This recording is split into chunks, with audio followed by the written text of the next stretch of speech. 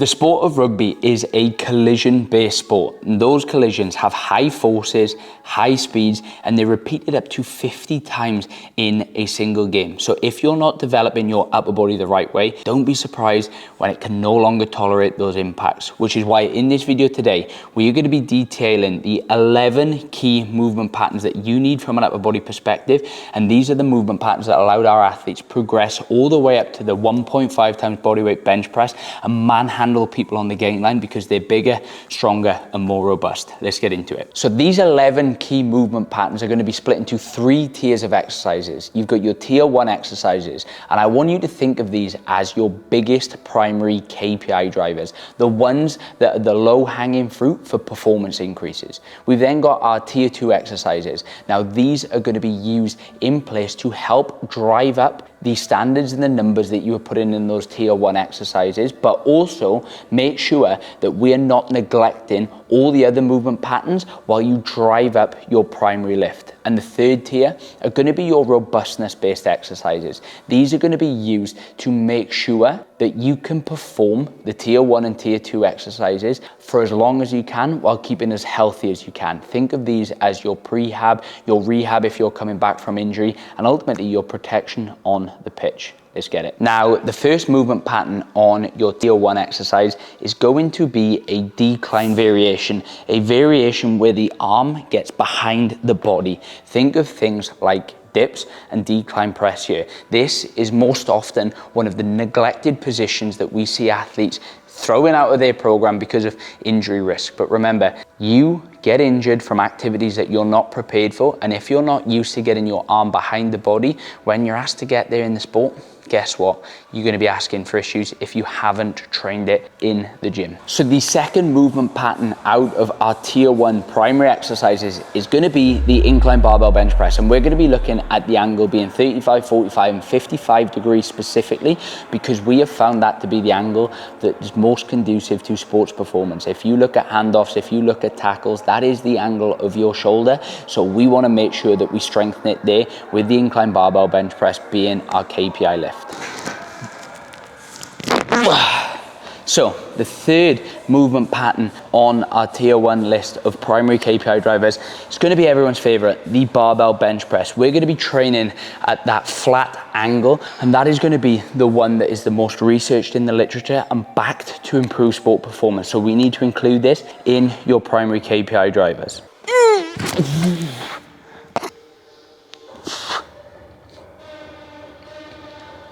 So the final movement on our tier 1 pattern is going to be any form of overhead press. And you will see that the 4 primary pushing exercises that we have included allow us to strengthen the shoulder through the full 180 degrees of flexion that we have, giving us strong, robust shoulders. And the exercises that we pick in the tier 1 pattern allow us to load those with the greatest degree of tension. Things like the overhead press, the barbell bench press, the incline barbell bench press, the dip, allow us to lift with large amounts of loads through a large range of motion, and that is why they're in our primary KPI exercises. So the 5th and final tier 1 exercise that we're going to be looking at from an upper body perspective is going to be the chin up. Now, the reason why we pick the chin up here over the bent over row is because it allows us to train the shoulder through the largest range of motion possible. And we want to use a variety of hand grips. We want to go supinated when we're doing our pull-ups. We want to go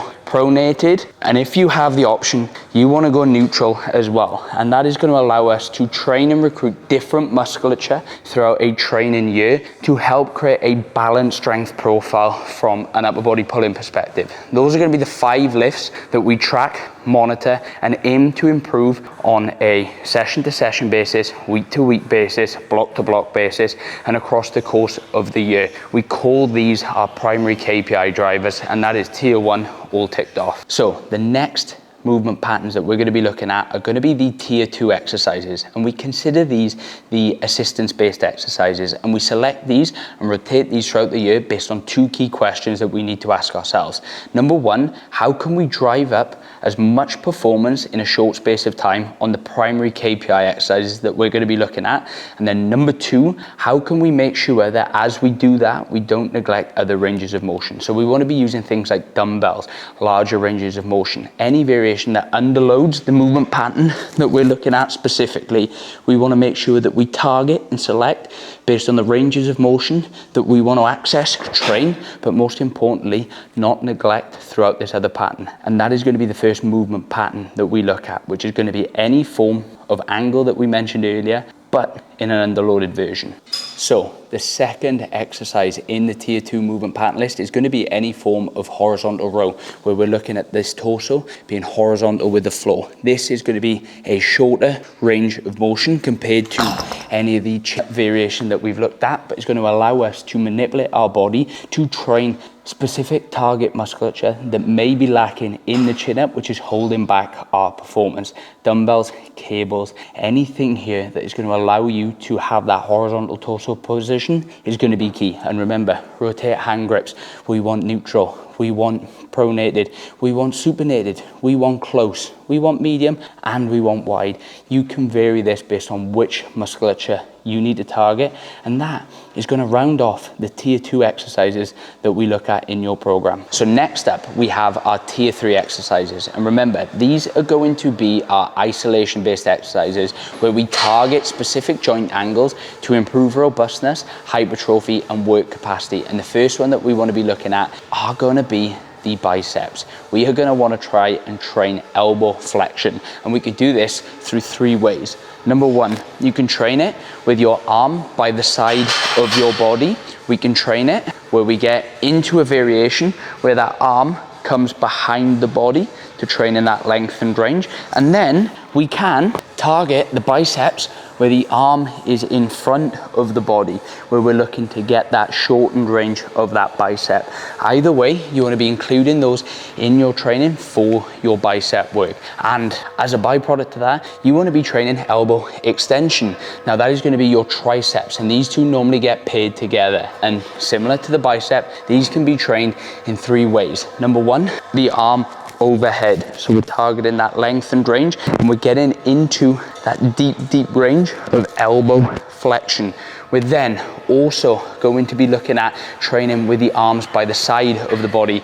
This is going to be something like a tricep push down, and then we're going to be using something where the arm is in front of the body. Think of a cable behind me here as we're pulling into that range of motion, and that is going to be how you train your arms if you want to be robust, and that is whichever pattern they are. We've lost count now, and it seems I may have actually added more exercise to the list as a bonus. You will see that we have brought some goodies for tier 3 movement pattern number 9, I think. I've lost count at this point, but we are going to be looking at your neck, and having a strong neck is vital as an athlete. Remember, strong necks cash checks, and we want to try and train it through a couple of different ways. So we want to make sure that we're in flexion and extension. You can use something like a rack neck extension, where you're building that capacity in the neck through extension. You then also want to be looking at lateral flexion, where you can tie a band around the rack and around your head, and you can do isometrics, where you step away and you target that side of your neck.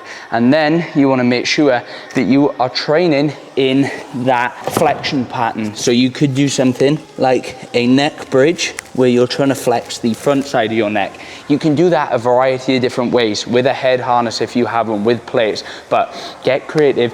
Don't neglect your neck, because strong necks cash checks. Tier 3 movement pattern 10 is going to be any form of external rotation, where we're looking at strengthening the external rotators of the shoulder. This is what's commonly seen as robustness training, but the reason why it's in tier 3, not tier 1, is we actually load the external rotators quite a fair bit through all the other exercises that we're doing. So we include these in if we have a deficient weak link in that pattern. We use that exact movement there as the test. Can you hit 10% of your best bench press on the elbow and knee external rotation for 8 reps? If you can't, and you're way off that number, you probably want to include these in your training. And the best place is as part of your prep to lift. You can throw it in. If you're super weak, it's not going to take away from your strength stuff, and it means you're not going to skip it when it comes to the end. And that leads us on to movement pattern number 11, the trap 3. Now, we call these the scapular retractors, and we want to make sure that we're training those to make sure that we are keeping a balanced shoulder.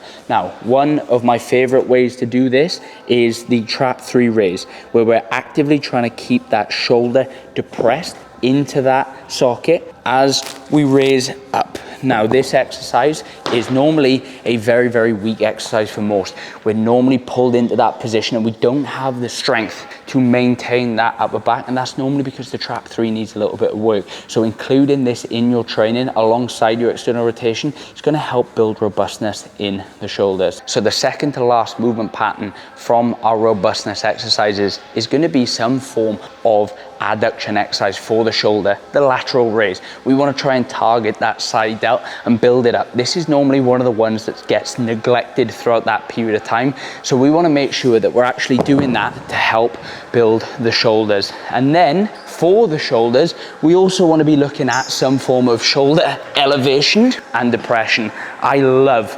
the Zercher shrug for this, where we're trying to build some big meaty traps and get to a point where not only do we have a big thick neck, we have some traps to support it on, and they are going to be another robustness exercise that you can do. So the final movement pattern that's going to round off our robustness exercises, we're going to be looking at training the forearms. Now, the forearms are a valuable part for sport. Think about all those scrag tackles that you've missed because someone fell through your fingertips. So we want to include things like plate flips in your program where you catch, plate pinches where you hold for time, and you can do this at a variety of different grip width and implements, and that is going to be how we build complete robustness through the upper body and allow you to dominate the gain line, get physical with your opponents, and do it pain-free. So that is the complete tier list for the upper body and exactly how we structure our athlete sessions at the Strength Solution to allow them to become a physical freak. If you want to find out more about what we do, there's a link in the description that will take you to our academy where you can have a read about it. But if not,